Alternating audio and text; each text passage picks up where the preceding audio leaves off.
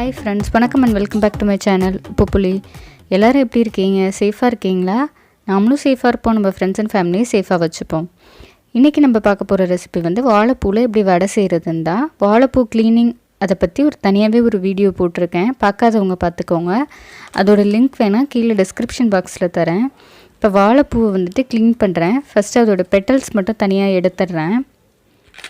இதுக்கு வந்து உங்களுக்கு 1 கப் அளவுக்கு வாழைப்பூ வந்து தேவைப்படும். உங்களுக்கு 1 கப் அளவுக்கு நான் எடுத்துக்கிறேன்.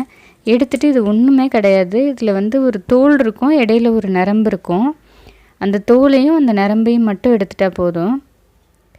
அது மாதிரி வச்சுருக்க எல்லா பெட்டல்ஸ்லேயுமே எடுத்துகிட்டு இதை வந்து பொடியாக கட் பண்ணி வச்சுக்கிறேன். வாழைப்பூ உள்ளே பார்த்திங்கன்னா லோட்டஸ் மாதிரி இருக்கும், இது வடைக்கு நல்லா டேஸ்ட்டாக இருக்கும். இதையும் நல்லா கட் பண்ணிக்கிறேன் பொடியாக.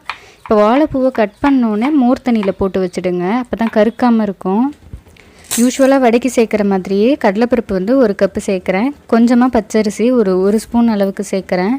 பச்சரிசி வந்து உங்களுக்கு கொஞ்சம் பொறுன்னு இருக்கும் வடை, அதுக்காக சேர்க்குறேன். இப்போ அதை தண்ணியில் ஊற வைக்கிறேன். ஒரு 2லேருந்து 3 மணி நேரத்துக்கு ஊற வைக்கிறேன். 2லேருந்து 3 மணி நேரத்துக்கு ஊறினாலே நல்லா ஊறிடும் உங்களுக்கு.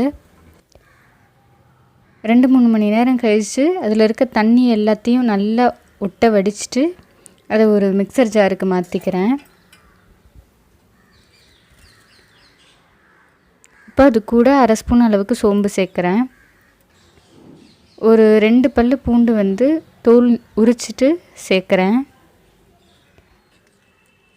இப்போ 5 வரமிளகா சேர்க்குறேன். உங்கள் காரத்துக்கு ஏற்ப 3லேருந்து 5 வரைக்கும் சேர்த்துக்கலாம். ஒரு 1/4 ஸ்பூன் அளவுக்கு மஞ்சத்தூள் சேர்க்குறேன். 1/2 ஸ்பூன் அளவுக்கு உப்பு சேர்க்குறேன். சேர்த்துட்டு இதெல்லாம் நல்லா குறைன்னு அரைச்சி எடுத்துக்கிறேன். ரொம்ப நைஸாக அரைச்சிடாதீங்க, குறைன்னு அரைச்சிக்கோங்க, அப்போ தான் வடை நல்லாயிருக்கும் உங்களுக்கு. இப்போ கட் பண்ணி வச்சுருக்க அந்த வாழைப்பூ வந்து 1 கப் கிட்ட இருக்குது. அதை வந்து ஒரு பேனில் மாற்றிக்கிறேன். லைட்டாக 2 நிமிஷத்துக்கு வந்து இதை குக் பண்ணுறேன். உங்களுக்கு வந்து நல்லா குக் பண்ணி வேணும்னா இதில் கொஞ்சம் தண்ணி ஊற்றி நல்லா குக் பண்ணிவிட்டு தண்ணியெல்லாம் வடிச்சிட்டு அப்புறம் நீங்கள் வடை கூட சேர்த்துக்கலாம். இப்போ அரைச்சி வச்சுருக்க அந்த பேஸ்ட்டோட ஒரு பாதி வெங்காயம் சேர்க்குறேன். வெங்காயம் அதிகமாக சேர்க்காதீங்க. கருவேப்பிலை வந்து கொஞ்சமாக சேர்த்துக்கிறேன். இப்போது நம்ம வதக்கி வச்சுருக்க அந்த வாழைப்பூ வந்துட்டு சேர்க்குறேன். இப்போ இது எல்லாத்தையும் நல்லா பிசைஞ்சுக்கிறேன். ஆல்ரெடி நம்ம வந்து அந்த அரைக்கும் போதே உப்பு எல்லாமே சேர்த்தாச்சு, அதனால் வேறு எதுவுமே எக்ஸ்ட்ரா சேர்க்க வேண்டியதில்லை. வெங்காயம் வந்து நீங்கள் அதிகமாக சேர்த்துட்டிங்கன்னா தண்ணி விட்ட மாதிரி இருக்கும், அதனால் வெங்காயம் மட்டும் பார்த்து அளவாக சேர்த்துக்கோங்க. இப்போ கையில் கொஞ்சமாக எண்ணெய் தடவிட்டு நீங்கள் வடை ஷேப்புக்கு பிடிச்சிக்கோங்க.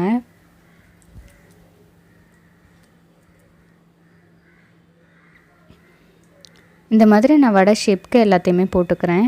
கிட்டத்தட்ட உங்களுக்கு வந்து 8லேருந்து 10 வரைக்கும் வரும் உங்களுக்கு இந்த மெஷர்மெண்ட்டுக்கு.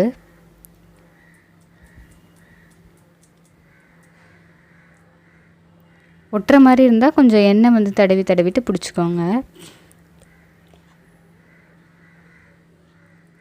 தண்ணி சுத்தமாக இல்லாமல் வடிச்சிட்டு நல்லா அரைச்சிக்கோங்க, அப்போ தான் வடை வந்து உங்களுக்கு தட்டுறதுக்கு வரும். இந்த மாதிரி நான் எல்லாத்தையுமே பண்ணிக்கிறேன். இப்போது ஒரு பேனில் தேவையான அளவுக்கு சமையல் எண்ணெய் சேர்த்துக்கிட்டு அதில் டீப் ஃப்ரை பண்ணுறேன். இது இப்போது 5லேருந்து 7 நிமிஷம் நீங்கள் வந்து வச்சுருந்தா போதும். லோலேருந்து மீடியம் ஃப்ளேமுக்கு வச்சு இதை பொரித்து எடுத்திங்கன்னா நல்ல ஒரு மாதிரி ப்ரௌன் கலரில் வரும். வந்ததுக்கப்புறம் எடுத்துட வேண்டியது தான். உடனே ஹையில் வச்சு எடுத்துடாதீங்க, வேகாத மாதிரி இருக்கும், உள்ளே எல்லாம் வெளியில் மட்டும் வெந்துட்டு. அவ்வளோதான், வாழைப்பூ வடை வந்து சூப்பராக ரெடி ஆகிடுச்சு. இது ஒரு சூப்பர் ஸ்நாக்ஸ் ஐட்டம் இது.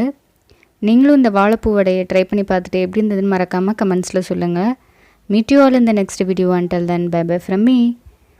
என்னோடய சேனல் பிடிச்சிருந்தா மறக்காமல் சப்ஸ்கிரைப் பண்ணிவிட்டு பக்கத்தில் இருக்க பெல் ஐக்கனை கிளிக் பண்ணிக்கோங்க, அப்போ தான் நான் ஒரு வாட்டியும் வீடியோஸ் போட்டேன்னா உங்களுக்கு நோட்டிஃபிகேஷனில் வரும்.